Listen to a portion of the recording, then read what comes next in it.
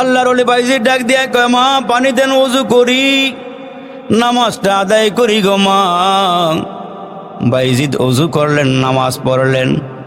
নামাজ পড়িয়া ডাক দিয়া কয়, মা গো আপনি কেমনে বুঝলেন, কেমনে জানলেন আমি যে গাছের নিচে বইসা পাখির দিকে নজর দিয়ে আগুন লাগাইয়া দিয়েছি?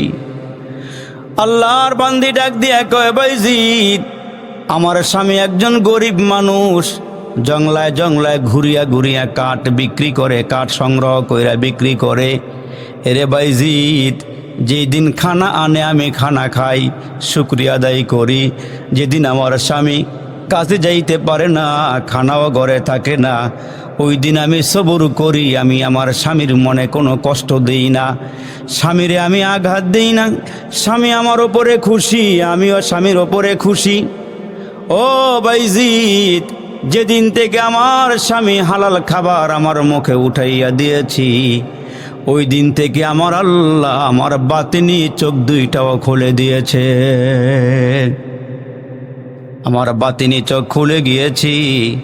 এই জন্য তো আল্লাহ রসুল বলেন, আমার উম্মতেরা রে, খানা খাইবা হালাল খানা খাইও, হারাম খাইও না, খাবারটা হালাল খাইও।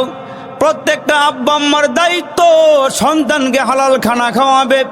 এই জন্য তো আল্লাহ রসুল বলেন, তোমার সন্তান দুনিয়াতে আসার পরে, জন্মগ্রহণ করার পরে তোমার দায়িত্ব হলো সন্তানের একটা ভালো নাম রাখবা, 7 দিনের দিনে আকিকা দিয়ে দিবা, চুলগুলোকে চাইসা ওজন দিয়া তুমি ওই পরিমাণ স্বর্ণ অথবা রূপা সম পরিমাণ টাকা আল্লাহর রাস্তায় দান করে দিবা। আর ওই সন্তানকে তুমি হালাল খানা খাওয়াইবা।